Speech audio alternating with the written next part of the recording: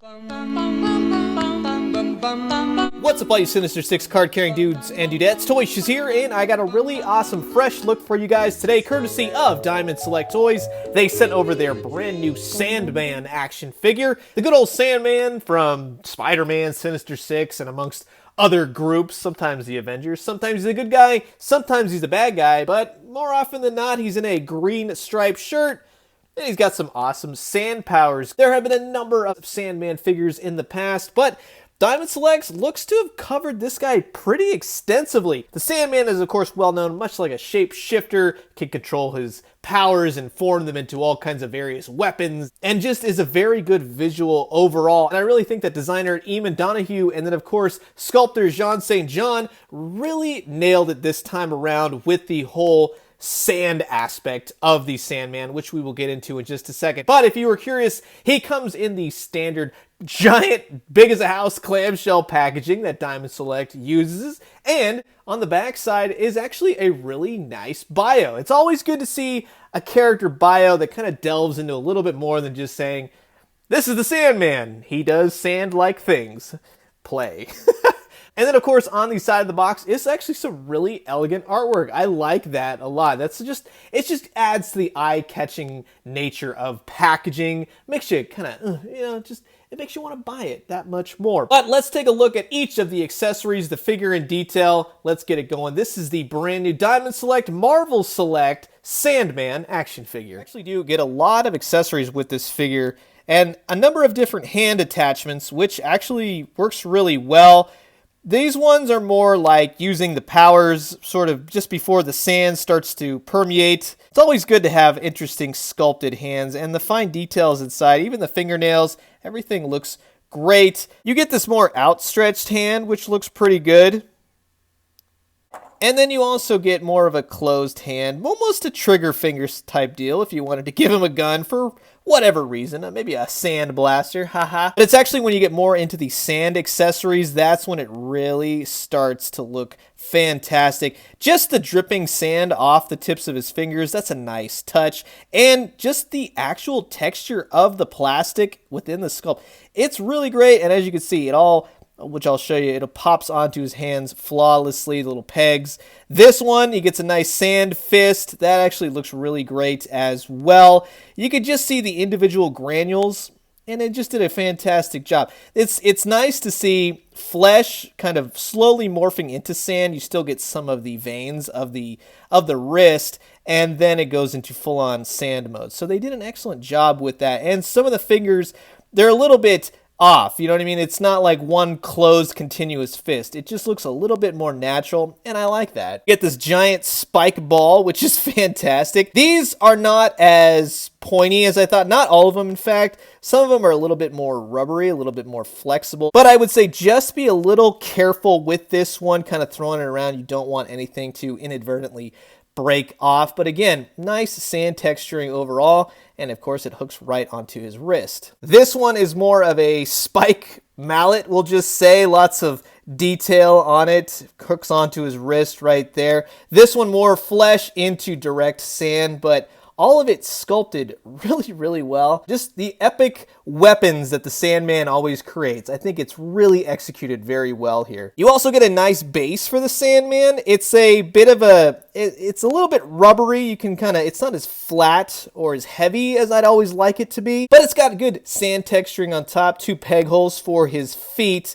And it looks to be like he's standing on concrete. You got the sand going over the side, so that's a nice touch. It's not the best stand, but it does the trick. And then, of course, you also get this base for the Sandman, one that you can take his torso apart and pop him right on the top.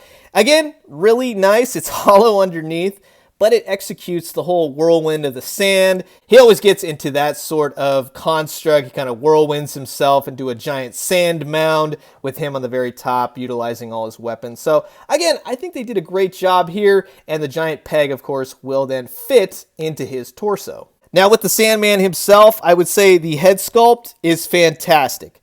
It's every bit Flint Marko as you'd like it to be. He's even got the Norman Osborn type hair that he's known for. In fact, this, for some of you might be doing customizing, would be a bad head for a Norman Osborn either. But he's got a nice neutral face to him. It's not too angry. It kind of fits whether you want him as a good guy, a bad guy. But he just looks like he's going to mess you up. He's upset. He's angry. And I think the emotion is really transferred to the face very well. The paint works excellent here. I think that the green, he's got that classic Sandman light to dark green striped shirt.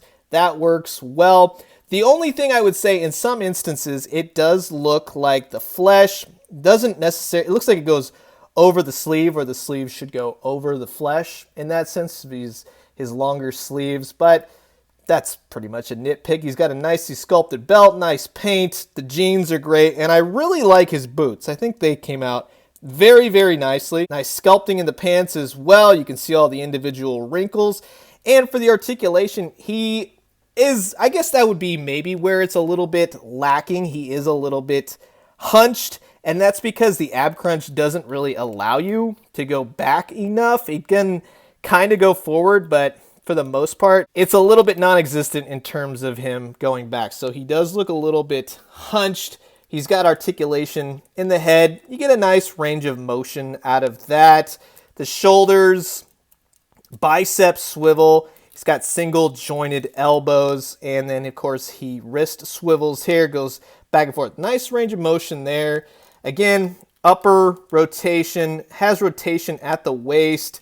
He can kick off to the side, kick out. He does have thighs, double jointed knees, and then of course ankle rotation. They go up and down.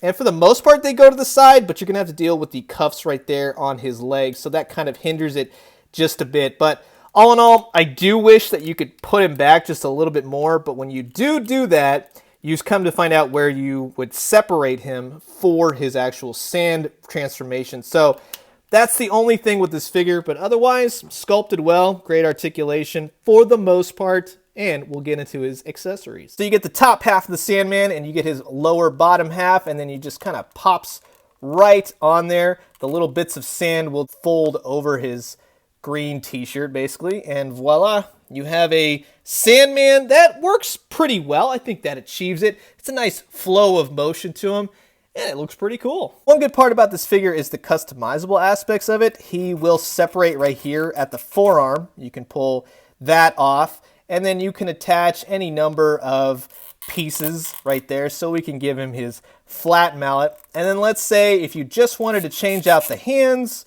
you can do that as well. His hand right here, and you've got the old outstretched, I want to kill you Spider-Man kind of deal. But then of course, yes, this will pop off as well. And then you can go ahead and fit on a spike ball attachment. Though one thing I will say, out of all the attachment, this one is the most snug, so you're going to have a little bit harder time getting that one on. In terms of scaling, the Sandman does clock in a little bit taller at the 7-inch mark, standard for Marvel's Select figures. And if you're wondering how he kind of pairs up with Marvel Legends, he is going to tower over them a bit.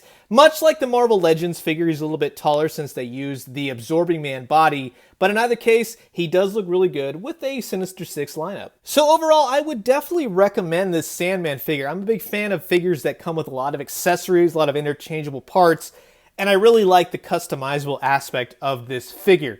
Couple issues with the articulation. Couple issues even when switching out the various hands. Sometimes the ports, they either get too loose or too snug, but they seem to kind of fix themselves up. They just kind of have to naturally expand again. He does fit nicely on his base, both the Sand Tornado base and then also the flat one. But overall, I think just the paint, the sculpt, everything is really nice, and it's going to look great on your Spider-Man shelf. If I had to nitpick anything, I would have loved some extra, let's say, more feet sand options, maybe something where he's coming off of his base, something like that. That would have been cool. But hey, with all the extra pieces you get, I'm just complaining just to complain at this point. But thank you again to Diamond Select for sending him over. What do you guys think about this figure? Will he be joining your Spider-Man villain shelf? Comment below. Let me know. Let's talk everything Sandman. Is this your favorite Sandman? Do you have a favorite Sandman figures? There's not too many out there, but for the most part, Sandman figures are always pretty interesting, I will say. But this one, with its sand textures and everything else, it really does take the cake, and I really like that head portrait. So I'm going to leave you guys with that. As always, drink some great coffee, eat some great food, but most importantly, remember, sand. Man, I hate that stuff. It gets everywhere. And when you do, let me know what you found. I'll talk to you guys soon. Adios.